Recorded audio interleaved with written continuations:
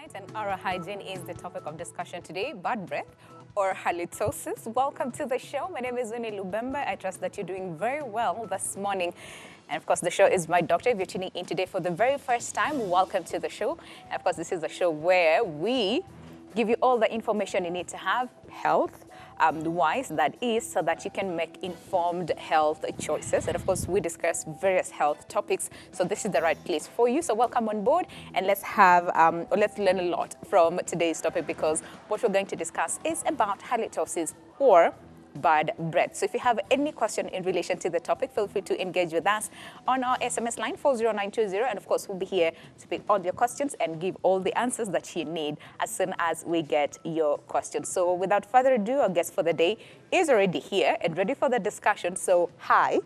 First of all, Happy New Year. Happy New Year And it's to your first you. time right here on My Sure, Doctor. sure. Karibu sana. We love time. visitors, and I hope that you're Thank feeling you. welcome and well It's a and warm relaxed. environment. Yes, Karibu sana. Very All quiet, right, very quiet. conducive. Yeah. Yes, all right. So before we get on with the discussion, could you just say hi, tell the people who you are and what you do? All right. My name is Dr. Kennedy Carson. I'm a dentist with an interest in orthodontics. Orthodontics is the alignment of the teeth. Yeah, I have a practice in Thika Road Mall, in Mombasa, in Nyali, and in soon to take off in Eldoret at Ropa Mall. We are also in Kisumu at Mega City Mall. Yeah, yeah. All right. Hey, various places, but it's good because we need as many Sure. people to have their oral hygiene taken care of as possible, because I think this is one of the things that affects so many people. That's true. And we take it for granted, but I think for something like halitosis, you cannot True, stay with it true. for a while, You because can't. it causes a lot of anxiety, worry, anxiety. embarrassment, and all those things. Social issues, yeah. yeah. So can we just start with that? First of all, halitosis or bad breath. And from the video, it's different. Halitosis and bad breath, it's different. Yeah. Can we just talk about them? Okay. It's not really different. Different, The yeah. classification is what is different. But I'll Okay. start by explaining the meaning of halitosis, or bad breath. Bad breath is that malodor, like the bad smell that comes from the mouth. Yeah. So that in medical terms, that is what we call halitosis. As per what is classified in that video, it's actually different, because for them, they have gone higher. Yeah, they're trying to classify the advanced classification of halitosis, of bad breath, which is whether it is pathological or physiological, but we will come to that. Yeah. Okay? Yeah. So bad breath is just, as people know it, bad smell from the mouth. Yeah. Just bad smell from the mouth. From the mouth. Yeah. So halitosis is the medical term. All right, for the bad same. breath. Yeah. Okay, Exactly. all right, yeah, because when we talk about Yeah, halitosis, sure, people will sure. be like, wait, what Yeah, is that? what's And that? yeah, okay, fine. And even during my research, there's a lot of jargons that I came across, which I think you're the perfect person to help sure. us with the same. So halitosis, pseudohalitosis, and halitophobia. Yeah. Are they the same thing? Are they different? No, they are different. Okay. Okay. So in bad breath, the medical term we've agreed is called halitosis. Okay. So halitosis, it can either be genuine halitosis, and or genuine halitosis, meaning the patient has it. It has been satisfied by a qualified doctor that the patient actually has the bad breath. Okay. Pseudohalitosis is whereby the patient thinks, that they have the bad breath. Yeah. Psychologically, that they have the Yeah. bad breath. Yeah. However, the specialist or the doctor cannot find such allegations. They can't find, even after doing the investigations and all that, they certify the patient that they don't have. They do not have, They yeah. can't feel the symptoms. Yeah. Okay. So that is pseudohalitosis. Halitosis, okay. And then Halitophobia halitophobia. Yes. is actually when it is pseudohalitosis that has been clinically proven not to be there. Okay. Yes. Okay. Like you have been told by the doctor you don't have You it. do not have it, but All you the still, options have been, yeah. exhausted. Yeah. The treatment options have been exhausted, but you still insist that you have you it. have it. Okay. Okay. So it's like you fear the bad smell. It is a fear. That wherever you are, you feel like you have the bad smell. Now, this is a mental condition now that needs a psychiatric evaluation and all that. Yeah, it I was about to ask the same. could be an experience that is making you feel that. So, okay. Somewhat like PTSD. Yeah, you know, sure. but okay, fine. Exactly. So in that classification, we also have, as the video was classifying it, we have what we call physiologic halitosis and pathologic halitosis. Physiologic halitosis is whereby it happens, especially in the morning, when you wake up, you will feel you have a bad breath. This majorly because of during the day, you know, saliva is very important in the mouth. It cleanses the mouth, it cleanses all the bacteria in the mouth, all the food debris, so that they can be swallowed, or otherwise it has some enzymes that actually break these microorganisms, the microbes that actually putrefy the food to cause the halitosis, the bad breath. It, you know, kill them, and then they are not able to do what putrefaction. Saliva itself also has some slightly acidic pH, which make this organism not to thrive in the mouth. So when you are sleeping, it is normal. The saliva will be stagnated. There's no much salivary flow, and this now reduces the function of the saliva, and then therefore the bacteria that actually putrefy the food debris are able to do the same. So that's why you wake up with a bad smell, bad breath in the morning. You can see those people who actually work overnight. They don't have bad smell in the morning. No, they don't. Because they are active. The saliva, they're actually active. So then we have the pathological, pathological one, which means there is a disease. It's not physiological process like sleep and all that. That means there is a disease, which can either be, you know, localized in the mouth or in the systems. Localized in the mouth, meaning it can either be involving the tongue, you know, it can either be involving the gingiva, it can be involving the teeth themselves, the cheek, the throat, and all that. That's localized areas around the mouth. But it can be also systemic in the sense that is from the heart, what the video was talking about, you know, from the liver, from the lungs. The lungs as well, Okay, and we'll look at that in just a moment. But just going back to bad breath in itself, right? When is it considered a problem?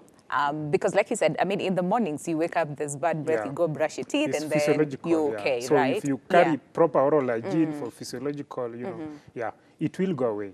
But a bad breath or halitosis that is persistent, that's what we call pathologic. Pathologic in the sense that despite practicing all the kind of oral hygiene, mouth brushing, mouth rinses with mouth washes, and, you know, everything, you chew gum, but it is still present. There's nothing, So in such a case, now this is pathological. You can't handle it on your own. It is a disease. And as I said, it can either the source can be either from the mouth or out extraoral, which is without the mouth, like the systems.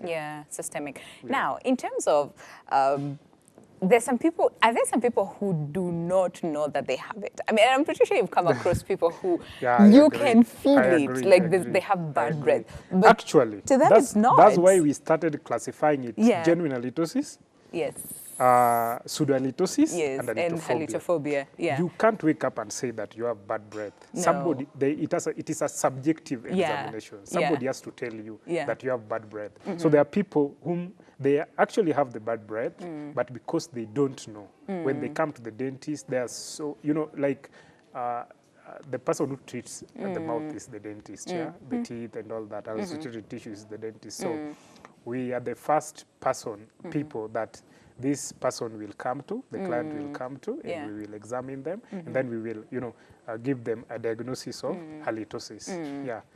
Because they might be just be coming for just a routine checkup, and then you can feel the smell. You end up picking, or you can actually do some tests, and then you will be able to, you know that such a person, they have been diagnosed of halitosis. Because most people will come actually with the halitophobia, which, they will come with pseudohalitosis. They think they have, but they have bad the breath. doctor will tell them whether they have or not. So then what's bad breath like? and I'm asking this because, like I said, there's some people who don't know. From the mouth. But how bad can it get? Because there's just smell, really. I mean, you're eating all the things, the currently smell that people are come from putting the on mouth. masks. So I think even you, in the morning, you can When feel you it. put on your mask, Yeah, ooh, you breathe your own breath. That is Yeah. when you realize, you know what? I think there's my mouth is something. smelling. Yeah, there's Okay. something. My But mouth is there a smelling. smell that is acceptable? Like it's normal, Normal it's smell is, okay. yeah, it's there, like normal smell. Yeah. Like, how do I say it?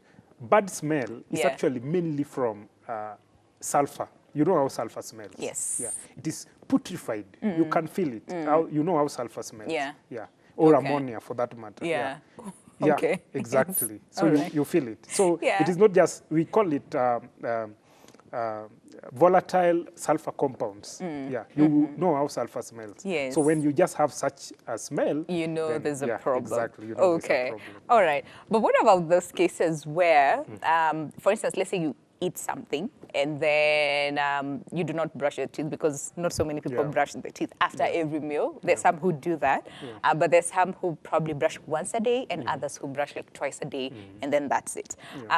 So what about those cases where you eat something, maybe take some water, and then after some time you feel, whew, The mouth is smelling. yes, Yeah.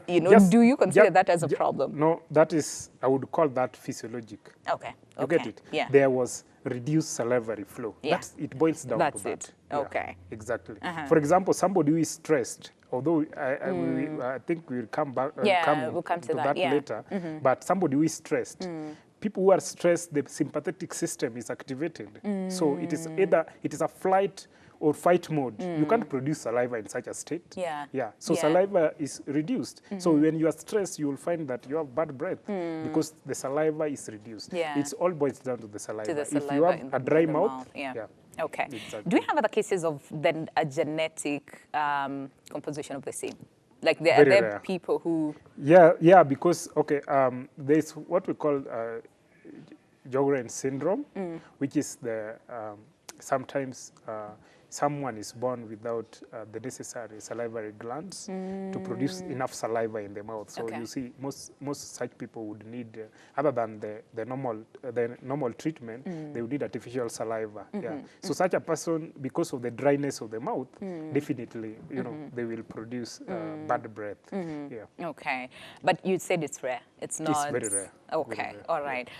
Now, in terms of, okay, Yeah. we'll talk However, about this. Yes, in however. children, All right, in okay. children, Yeah. Uh, Oh, the yeah, there's 40%, usually a yes, smell. yes, in children, Okay, yeah. 40% of the bad smell in children is Yeah. as a result of mouth breathing. Yes. Oh, yeah, because yeah, when you mouth breathe breathing, through your mouth, again, it you boils end up down to drying. saliva. Yes. The mouth end up dry, and Yeah. then the bacteria is able to putrefy the food and all that. So Yeah. it's a sequence. So in children, majorly you will look at eliminate that mouth breathing. Once you eliminate it, the child will be just fine. Okay. Yeah. All right, because most of them actually And do of course, that, children, even at they have night. postnatal Yeah. drips and all that, Exactly. the infection of the nose Yeah. because of the mouth breathing and all Yeah. that. Yeah. So yeah. Okay, that can be easily picked Yeah. and fixed. But in terms of then, how common is it, cases of bad breath in the country? Do we have statistics for the same, or it's just like a 30%. one-time? 30%. 30%. 30%. That is a big number. Yeah, between 20 and 30. Yeah, that's Yeah. what the statistics put it. But as I've told you, majority of it is not pathological. Yeah. It is physiological. Yeah, Yeah. that can be fixed, and Yeah. then Exactly. and life goes on. Okay, and then in terms of gender, do you have a specific gender that is mostly Male, affected by definitely this? male. Why? Why? Male neglect the oral hygiene. Sorry to say so. Yeah. Female are so keen about the oral hygiene. Yeah, and that's the major reason. The male do not The male, yeah. consider. They- All right, yeah. for all the males watching lesson learned, please take care Yeah. of your oral hygiene. Yeah, like Okay. 70% Yeah. male. And 30% 30% female. Yeah. Oh wow, we need a shift. In the sense. And in most the cases, thing. just as I said, the Yeah. diagnosis of halitosis is subjective. You will find it is your partner, who is the female, that actually drags you to the dentist, not even telling you that your mouth is smelling. She will just tell you, I Drag think you. we need a checkup. Okay. Then she will, talk to the dentist Yeah. aside and tell them, you know what, I feel like it doesn't have a fresh breath. So please find a way of doing this To help without this, him yes. knowing, Knowing. and without him knowing that it has come from me. Yeah. And as a doctor, you know, like Of that course, is a yeah, confidentiality. And, yeah, you will Okay, be able all to right. help. But are there some people who are more prone to halitosis as compared to the other? I mean, forget gender and stuff. Are there some people who genetics. just, yeah. Yeah, it also depends on the type of food that you eat. Okay. Yeah, it's also boiled down. Oh, of course, like the habits. People who have habits like smoking, the same thing. Smoking, what does it do? Other than the normal smell of the smoke, which everybody would feel, which is actually bad, is a bad breath for me. You smoke as such, the heat and all that, it decreases the mucus in the throat. Okay. Yeah. Okay. So when that happens, the bacteria thrive, and you know, the putrefaction will just occur, and then You end up having bad breath. bad breath. Okay. But also, as we all know, smoking itself causes what we call gum disease. Yeah. So you will have gums that are not bleeding because. Okay, that is now advanced, whereby the smoke is able to suppress the bleeding of the gums through some cytokines and all that. That is more advanced. But just to know that when you are smoking, you would not know that you have a gum disease because the signs will be there, but the symptoms will be masked. You will not have the symptoms. Okay. Other than the staining of the teeth, you will not have the symptoms. So you will only realize this when now the teeth are shaking because the bone has been broken down, and the gums is receded and all that. So that the gum disease itself, the pus and all that, they will actually cause the bad breath. Okay. Yeah. All right. So smoking itself is really bad. Yeah. It's Drinking. really bad. Let's talk about drinking as well.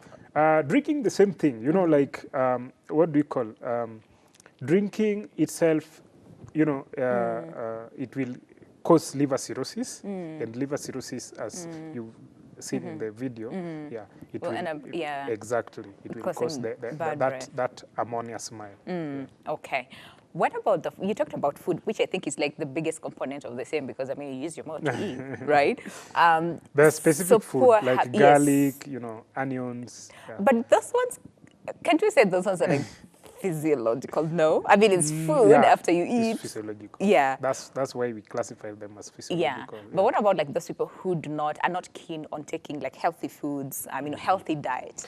Again, it doesn't matter as long as you take whichever kind of diet, but you practice proper oral hygiene. Yeah, okay, it doesn't matter. Okay, it doesn't matter. Yeah. All right then. What about other causes of the same bad breath?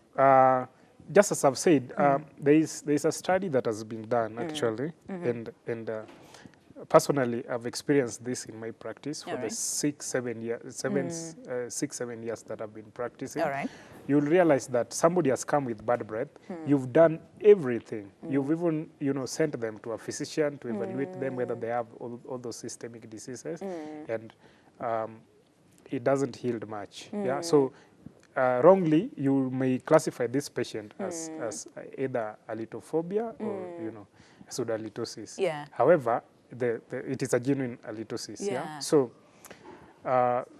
actually, high acidity in the stomach, which is caused by a bacteria known as Helicobacter pylori. Yeah. H. pylori. Okay. So the high acidity in the stomach. Yeah. Most people who have found to have the high amount of that bacteria in the stomach have also, it has been associated by halitosis. And it has been found that when the acidity is dealt with, the bad breath goes away. Yeah. Okay. I've had a patient 3 or 4 where we treated don't confuse that with ulcer. It's There's not a thing, ulcer. People actually confuse that not. all ulcer the time. does not cause halitosis, but I'm talking of the high bacteria in the stomach, the H. pylori. Also, some people have reflux. Oh yes. Yeah, so that can also cause cause bad breath as well. Exactly. Okay. But the most cases the most difficult cases that I've ever met is whereby the diagnosis is not known, and then you order a H. pylori test, the level is high, and therefore you treat you suppress the bacteria, and then the acidity goes away, and then the bad breath goes away. As well. All right. Sure. Because we have a lot of people who treat and they'll tell you, we have had ulcers for a very long time. Like you said, that's not ulcer. Let's not confuse the two. And of course, we also had a discussion on the same some time back on My Doctor, where of course we talked about the difference. What about infections, and especially, in the throat. Yeah. Can we just address that? Because there's sometimes, that's what we call pathological, yeah? Yeah. I talked of the postnatal nasal drip and the sinusitis, especially when your sinuses are, we have sinuses here, they're buoyant. So when they're infected, it actually will present as bad smell in the mouth because there's direct communication to the mouth. Yeah? Oh, yes, yeah. The nose, it is connected to the mouth as well. Yeah. So such infections definitely will result into bad breath. Yeah, and of course, those ones have been after a few days. If it's cleared, and then that's it. You go back to normal, no bad breath. Dry mouth. Again, you said there's some people who, again, are born with, but others who just have a problem with dry mouth. I mean, everything is okay, but they just have dry mouth. Alcohol causes dry mouth. It causes dry mouth, all right? Smoking causes dry mouth as well. Okay. Any other thing that causes dry mouth? There's some people saying, for people who talk too much. No, actually, talking too much, I would say it activates the saliva. Yeah. Only that the rate at which yes, you swallow the saliva is too high, so it can't keep up with the production. But talking too much is good. You've never seen somebody who talks too much and having a smelly mouth. People who keep quiet, because the saliva reaction is too low, definitely they will have bad breath. Okay, all right. Because I was saying, hey, this one talked too much, and then, and all those things, they might have, bad breath and stuff. And then for ear as well, from the video we also had very briefly. Middle ear infections. What happens? Can you just? There's a connection, there's a connection between that's why we call it ENT, ear, nose, and throat. Ear and throat, yes. The stitch and tube, they're connected to the throat, and then now the discharge will feel it in the mouth. And then you end up having bad breath. Bad breath. But let's talk about the most common culprits. Oral hygiene. Aside from all this systemic, factors, pathological, like you said, physiological, that aspect of then oral hygiene is one of the biggest things. I think let's classify it like this. We have said that halitosis can be either physiologic or pathological. So actually, the physiologic can be controlled by what you are talking about, the oral hygiene. Oral hygiene, But now we have the pathological bit, which I said can be either a factor in the mouth or extraoral, which is outside the mouth, which can be systemic, the lungs and all that. So as I said, you need to visit a dentist. They will examine you, and they will be able, to prescribe the treatment. If it is gum disease, once the gum disease has been treated, it will be gone. If it is if it is a matter of oral hygiene, you're not brushing well, the dentist will perform what we call professional cleaning, scaling, and after that, they will be able to do what we call, teach you how to take care of the, maintain what they have achieved. So the oral hygiene practices that you are talking about, one of them is actually knowing how to properly brush. Can we address that after this short break? Because we need to take a break right now. And I think it's important. We cannot overemphasize that aspect of how. Because most of us think, it's in 2 seconds, just brushing and then you're out of the door. That is wrong. We need to teach people the proper way of brushing your teeth to ensure oral hygiene. And then we'll also talk about other forms of treatment as well. So if you have any question, feel free to engage with us on our SMS line 40920. We're taking a short break, but of course, when we come back, we still have a lot to talk about as far as diagnosis and treatment, of halitosis and just good oral hygiene, what it means for all of us. So let's take that short break. We'll see you right after. All right, welcome back. Glad you're still with us. This is My Doctor, just in case you're tuning in right now. Today, our focus is on halitosis or bad breath. And of course, we have Dr. Kennedy Carson, who is a dentist, just helping us understand more about halitosis and what are some of the things that we can do, one, to prevent, and number two, if you have it, then what are some of the things that you can do to ensure that, it's treated, early as possible, because there's some people, like we said when we started the show, who don't really know that they have bad breath, which sometimes we don't understand how, because you can feel it that you have bad breath. But if you have any other question, feel free to interact with us on our SMS line 40920, and let's have a conversation around halitosis. Now, before we get to that aspect of brushing your teeth and how to, because it's important to do so, can we just talk about drugs first of all? Are there drugs that, and forget like drugs like Dawazakulevia, but because we mentioned something to do with the same, but just drugs like medicine, medicinal drugs, can they cause halitosis? Yeah. Again, this boils down to salivary flow. All There right. are drugs that are anticholinergic. That's a Mouthful. scientific term. That's Yeah. a scientific term. Yeah. Like they prevent the production of the saliva. Saliva in the So mouth, yeah. most drugs like antipsychotics, the one for psychiatric reasons, the anti-epileptic, the ones for epilepsy and all that, all mostly the psychotic drugs. Yeah.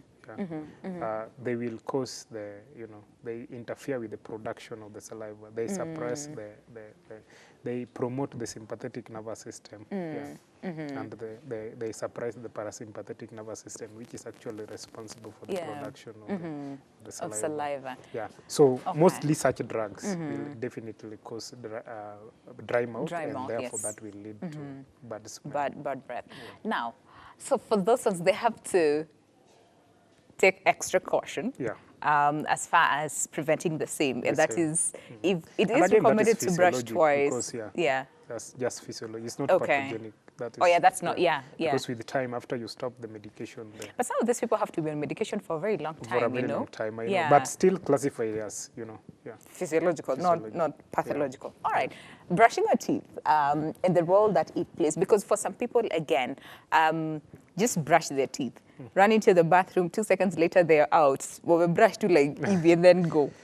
So how are we supposed to do brushing it? is not how long you take, Yeah. but how you do it. How you do it. Yeah. What is the quality, not the quantity. Oh, You can be brushing too long yeah. and too much. okay. You get it? Yeah. Okay. So brushing should ensure that all the surfaces of the teeth are covered. And most importantly, that people forget. And it is what in 70% of cases whereby somebody is saying, I'm brushing well, and they're still feeling the halitosis, is because they forget to brush the dorsal surface of the tongue, the back of the tongue, which is the most important, because that's where the bacteria resides, and food and all that, when they remain there, the putrefaction occurs, and you'll have a bad smell, especially children. Oh yeah, children, because they do quick, if you're not brushing keen, it, they and don't that's brush their tongue, so Yeah. they will definitely have a bad smell. yeah, even for most people. I mean, Yeah. most people will tell you, "Who?" But I'll gag. No, Yeah, exactly. I'd rather not. Exactly. So How you- often should you then brush the tongue? Because someone was saying, at least, was it once a day or twice a Desirably week? after Yeah. every meal, but you see, with the working life, that is not possible. Yeah. Plus, then what Yeah. happens to the, is it organs that are on the tongue? Someone was saying, if you do that then too often, No. you end up causing harm. What happens, like, as I've said, the Yeah. work of the saliva, Yeah. the work of the tongue is actually to cleanse the surface, using the saliva Yeah. to cleanse the surface of the teeth. So in most cases, you'll find that the halitosis that happens is not because of the food that remained, on the teeth, because that saliva can clear. Yeah. It's the food that remains in between the Yeah. tooth and the gum, that junction between the tooth and the gum. And Yeah. that's where we should concentrate when we are brushing. Yeah? So brushing should be, circular, gentle motion. Yeah. So that you don't have to, use energy, especially when you brush so often, maybe at least twice a day. Yeah. Brushing should be after breakfast, to remove the food and the debris and all that. And then if you can't brush during the lunchtime, then you can rinse. And then during the night, before you sleep, after Make sure supper, that you brush your teeth. Yeah. Okay. So that you have a healthy, oral mucosa, a healthy oral environment, and the bad smell is not there. Even Yeah. the gums is healthy and all that. Okay. Yeah? Yes. But when you say brushing in between the teeth, Yeah. of course, for most people with a brush, it can do it. You need a floss. Yeah. And I think in the country, a majority of people do not practice that culture of flossing. So the big But question there is, are yes. what we call interdental brush. All right. Yeah, they're small, thin. Will work effectively for people who have space teeth. Yeah? Exactly. Yeah, so that they can. Yeah, but flossing is also very important, especially for tight contacts, so that you can remove what is actually remaining in between the teeth. However, I've said you will realize that the majority will come to you that. Apart from the bad smell, they are feeling sensitivity. And the major cause of sensitivity right now is because of, actually now that we have corona, I have to talk about it. People, when corona came, people were using a lot of, ndimu. Yes. Yeah. Lemon ginger the lemon, concoction. exactly. Yes. Okay. It is too acidic for the mouth. It especially people who sip it. Yeah. Or people who eat the fruit raw. Yeah. You sip it into the teeth. It's a chemical, so it's acid. Yeah. It erodes the surface of the teeth, and therefore enamel is the white part is the protective part of the tooth. So when it is eroded, you will definitely start Feel feeling the sensitivity. That is the same thing that happens when you brush so aggressively. Actually, you realize that since most of us are using borehole water, many of us have developed teeth that are from childhood, developed teeth that are discolored. And so we have the thinking that when we brush so hard, we'll be able to remove or use that a very tough discoloration. brush, like the tough bristles on the brush. Yeah. That you are actually injuring the teeth. You are actually removing the the protective part of the teeth. So brushing should be gentle, as gentle as possible, and circular, so that you brush. Your aim is, as I've said, your aim is to brush in between the the tooth and the gum. That's where the food hide. That's where the bacteria hide and all that. Yeah. Okay, all right. But if you have like the tight space teeth, then maybe consider using a floss. Yeah. Mouthwash. At what point then does this come in? Can you substitute one for the other? Okay, not for the brushing. No, you can't. You cannot substitute brushing. You can't. No, but flossing and because mouthwash it is actually antibiotic. Yeah.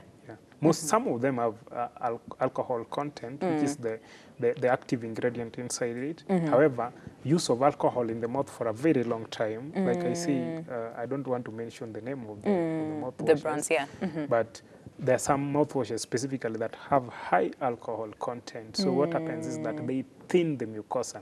They thin, that's why after some time of using them, you get sores in the mouth. The bacteria are easily able to penetrate the mucosa because the mucosa is made in such a way that it can filter out what gets into the body. Yeah. So when that happens, you will definitely have infection of the mouth and the sores, the wounds and all that, because it thins the mucosa. Yeah. So you need to be very careful. Yeah. So mouthwashes should be prescribed. You don't just go and start buying them. It's a medication. Yeah. Okay. You don't just go and buy, and it should be used for a specific period of time. Oh. Mostly it's 2 weeks. Yeah. You know what sometimes people say is make sure you brush your teeth, okay, twice a day, thrice if you can. Make sure you floss. Yeah. Make sure you brush your tongue. And after you're done with the whole aspect of brushing and flossing and all those things, make sure you use a mouthwash. Yeah, so essentially they're prescribing a mouthwash every single day. Which is not good. And twice a day. In the mouth we have bacteria that we need to be in the mouth. The good bacteria in the mouth. Yeah. The mouthwash is a medication. It is antibiotic. Some of them have an active ingredient that actually can kill that bacteria and expose your mouth to some infections. Apart from the fact that they thin the mucosa, they make the lining of your mouth to be thin. Yeah. Oh, wow. That's a very good point to note, because we also make sure you brush, you floss, and then you use a mouthwash. Be careful. It's a medication that it's prescribed. Exactly. And like you said, at most or maximum use it for 2 weeks. And then that's it. Okay. So in terms of then diagnosis, how do you diagnose or how do you differentiate between physiological and pathological halitosis when a person comes to you? What is the diagnosis process like? Okay. There are very many ways of diagnosing this. However, the first one is to smell, you know. Yes. Yeah, exactly. As I said, Yeah. this is, it is a subjective exam. It is a third-party exam, yeah. You can have a partner who does not know that they have a bad breath. Yeah. But since you That is stay with pretty them, interesting. Like a person does not know they have yeah, a bad it is breath. possible. But yes. It is possible. Yeah. Sometimes you cannot be able to perceive your own breath. Yeah, true. it is, yeah. But a partner, a friend or somebody will be able to tell you, you know, I feel like you have a bad breath. Yeah, exactly. So with that, when you come to us, we will, the first thing is the smell, yeah? We will feel, is there the smell or not? That's the work of the dentist. Yeah. So from there, then there are other advanced tests, which we call organoleptic, which we can't go into the details of that right now, or what we call volatile sulfur compounds test. Yeah, again, that one we can't discuss right now. But the basic one is just the, you know, the smell. That you'll be able to, because as I've said, it is subjective. Yeah. So once we determine that for sure you have the bad smell, the first thing will be to identify what is the cause. What's the cause? Yes. Yeah. So what is the cause? So we will look into the mouth, see whether, you know, you have gum disease, the tongue, the back of the tongue is coated, the dorsal surface of the tongue, whether you are brushing it or not, you know, check whether you have cavities. Cavities also smell. Yeah. Yeah. Check whether you have cavities, you know, check the gum levels, check whether you have some sores in the mouth, check your throat, whether you have some infections, the ears and all that. Yeah. So essentially we are trying to eliminate the local causes, the cause that the dentist can treat. Yeah. After eliminating all this and you don't see a change, actually now you will start, you know, actually start thinking of this patient halitophobia or pseudohalitosis. However, you don't make such a diagnosis until you send them to a specialist who is a physician to go and examine other systems. If it is a kidney problem, you know, if it is a heart problem, if it is liver cirrhosis or a lung problem. So they will have to go, you know, and check that. Okay? Yeah. So it is after that that now they will certify the patient as, you know, having either halitophobia or, you know, pseudohalitosis. Yeah. After which now a psychiatrist can, you know, be recommended to, you know, handle the same. Okay. Yeah. So majorly you will find that 90% of cases are eliminated at the dentist. You know, which is a good thing. Which is a good thing. Because like you said, 30% of people suffer from bad breath, but 90% can be eliminated at the dentist level, which is good. Yeah. So you will find that with proper, you know, the first thing, whether you have, there's something called tartar. Or dental plaque. The dental plaque is the food debris that has been eaten and has hardened on the teeth. However, it is not calcified yet. It's just stuck on the, you know, the teeth, from the food it forms a biofilm. Biofilm means it's food plus some bacteria just stuck on the teeth. Then from there it will, you know, organize itself into dental plaque. And then the plaque, when it stays in the mouth for a long time, saliva and all that mineralize it. So you will see some dark green substances on somebody's teeth, especially down here, for people who chew mirror and all that. Or black. Exactly. We've seen other people with like black. So do they? Yeah, they do. Wow. They smell. Okay. So the first thing that will happen in such a case is you recommend, you know, a scaling, full mouth cleaning. Yeah. What we call full mouth cleaning. Professionally we call it dental scaling. So we do that, and then now is when we will teach you how to do, you know, keep oral hygiene, the habits that you've been chewing mirror, the smoking and all that, you stop them. And then when that is done, the halitosis will go away. Yeah. Okay. Yeah. So we identify the local cause and eliminate the cause. Okay. Once you eliminate the cause, the halitosis will go away. It goes away. Yeah. What if it doesn't go away? That's when now you do you involve you know, a physician. Other specialists. Yeah. So wait, so someone comes, you somewhat try to understand the cause of the same, eliminate all the local causes, if then probably do you give them medication first to go try and then see if it goes away? If it doesn't, then you involve a physician, or do you involve a physician in the process? Mostly. Yes. mostly. Yeah. A dentist do not prescribe medications. You know, All we right. are like mechanics. We work with our hands. True. We eliminate the True. problem. If it is the Yes. smile, we will give you instantly. It is True. not like we give you medications and To then go you and go fix the heal. smile. No, no. Okay. We eliminate it instantly. All right. Dentistry is actually, that's why we call it a very stressful profession, because somebody coming to you with bad breath, Yeah. you do everything, you clean and everything, and then they still feel the same. They still have the feeling that you didn't, help them. Yeah. It is stressful. They will call you, you know what, doc, It didn't work. I feel It like didn't it didn't work. In your mind, you've taken the money, yeah? Yes. You've already taken the money. Yeah. And then this patient will, like a dentist and a medical doctor Yeah. are different in that when you have a patient, this will be your lifetime patient. Oh, yeah. Yeah. So if this patient is somebody who has the bad breath and they are still feeling, you've treated them and they are not But feeling still, it, it's not, yes. they will still They'll come always to you. come back, yeah. They will always come back to you. So Okay. this will be a lifetime client. Yeah. Yeah, All right. exactly. So, yeah. You then refer them to a specialist. a specialist. Exactly. Okay. So then after they have been referred to a specialist and then they do their own diagnosis Exactly. and stuff, what then happens? So do you leave them with then the physician, or then do you guys work hand in hand? Hand Because in now, hand. Hand in because hand. Yeah, especially hand for in those hand. cases of like systemic. For Yeah. instance, this person has diabetes. In most cases, it's you the know. patient actually or the doctor who will communicate with you, and then they tell you, this is what we are planning to do for your patient, this and this and this. Yeah.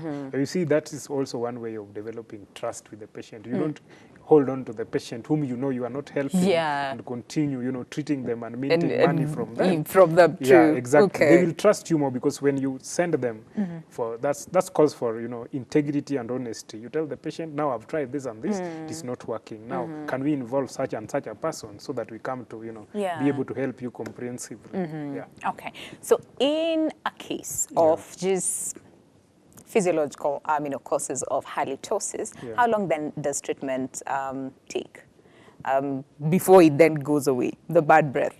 It completely goes away. Do we have like Physiological, as specific we've said, time? no, there's no specific time. As we've said, for example, you wake up, you're having a bad breath. In No, the yeah, morning. that one, of course, brush your teeth. You're Thank okay. you. Yes. And then it goes away. So there's Yeah. no specific time. There's no specific time. Okay. Until that what is physiologic comes back to normal. Oh, And yeah. then, Oh, yeah. you'll be And then just it goes fine. back to, and of course, people are different and Yeah. stuff. Okay, then. Do we have cases where a person might need surgery to be able take to care of, bad breath? Okay, maybe in tumor, people who have tumor also have bad breath. So in such cases, mostly it is a tumor that has been, as what we call superinfection. Yeah? It's a tumor that has been infected as a bacterial infection or something. Definitely it will have a bad smell. So once the surgery has been done, the tumor has been eliminated, Yeah. or even an abscess. Yeah, the teeth are, they're having a cavity and ever heard of something called, Ludwig's angina? Have you ever seen somebody who has a toothache and then they have a swelling down here? And it is actually life-threatening. Such people will have, a bad smell. Or just a normal abscess. Somebody who is having a wisdom tooth growing and it is infected, they will have a bad breath. So once we eliminate that cause by doing the surgery of removing that wisdom tooth, then Okay. the bad smell will It go will actually go away. Yeah. Okay, then. But what about then? What could be, or are there complications that might arise from the same, that is halitosis, if it's not taken care of? Aside from the, the one like embarrassment, I worry, only know of two complications. Yes. One is you will lose a partner. You can lose a partner. True. Possibly. True. You can lose a partner because of bad breath. Yeah. It happens. Yeah. Yeah, these are things that our I mean, clients this is confide. one of the things that you cannot just learn to Exactly. live with. 'Cause You can't. Yeah. Clients come and, tell us, Yeah. I had a divorce and the main separation and the main reason was It's because- bad breath. Yeah. So Yeah. you even wonder if you treat this, whether they will call the wife and tell "You them, know what? listen, everything is sorted, It's please okay come now, back. please come back. So people Okay. have done, so that is what we call the social aspect. Yeah. Of course, you can't live with people. Like No. you are in a meeting and you are uneasy. Yeah. You don't go to social gatherings and all that because of the fear of victimization on the same. Yeah. also the psychological aspect, it torments. When somebody actually comments that, you know, your mouth is smelling, it torments.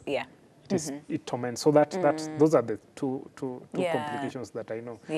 There's social, which can be very bad. It can be bad. Can be very bad because you live in isolation, and of course, the psychological bit. And of course, translates to depression and all those things, because now nobody wants to be with you because which actually causes more bad breath. Exactly, because now you're stressed. Remember we talked about stress. Let's talk about that. Does it like suppress? The nervous system. Exactly. So that the salivary flow is low. You see, people who are stressed, majority of them, what I've observed, they will have bad breath because the salivary flow has been tampered with by the stress. The stress activates the sympathetic nervous system. I told you it is, you know, it is either fight or flight. So at that time, the secretions from the body are not activated. They are actually suppressed. So when that happens, the salivary flow goes down, and as we said, dry mouth. There are a number of things that go. Putrefaction goes on in that mouth.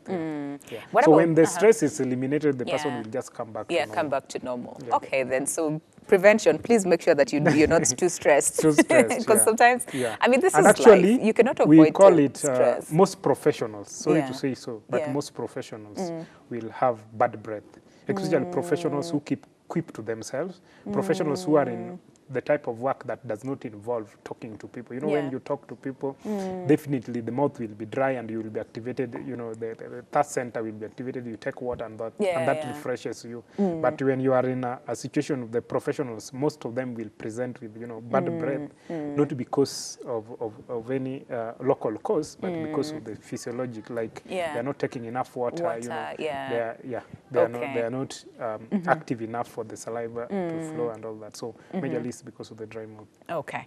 What about then those people, like you said, when you started the show, people who are born with, you know, cases of what is it called, the glands that produce saliva? It's not either developed or they're not born with. Then what happens to such people? A case whereby they have Sjogren's syndrome. It can be managed. It is an autoimmune disease, which is very difficult to manage, but they can survive with artificial saliva. Okay. There's artificial saliva that they can survive with, so that, you know, it keeps tricking the mouth that... What is that like? Is it like a drop? Because there's a time we were dealing with like eye problems and we were told they're like artificial tears, you know, which, that's what you can just use an eye drop and you're good to go. But what about this one's for saliva? It's actually more like a gel. Okay. So you put it in the mouth when you feel that your mouth is dry. Keep the mouth moist and like just a normal saliva. Okay. For how long though? Do you... For as long as you feel like your mouth is... As long as you need it. Yeah, but so this person has a condition. They're not able to produce enough saliva. So that means they have to use it. But the condition can also be controlled because there are other... Although that is now, immunology bit of it. Okay, so it can be controlled, but in the event that they feel they need it, you can use it for as long as you want it. That's interesting. Never heard of artificial saliva. All right. Okay. So those ones, they can take that. For the ones with like systemic conditions or those ones you treat them and you're good to go. You'll be good to go. And then in terms of we talked about duration. You said there's no specific, duration of the same. As long as you treat, and especially if it's localized, then they'll be good to go. Those ones with acid reflux, you treat that. They'll be good. Actually, the trick about halitosis is just eliminate the cause. The cause, Just eliminate the cause. Okay. Then, it disappears. Okay. So can it be prevented? In some instances, yes. In some instances, yes, especially the local bit, it can be. Of course, if it is about smoking, you stop by stopping what is causing it. You know, like practice good oral hygiene and all that. The systemic ones, it might be a challenge because it is from the system which you can't control. So for the local factors, yes, you can control it. Okay, all right then.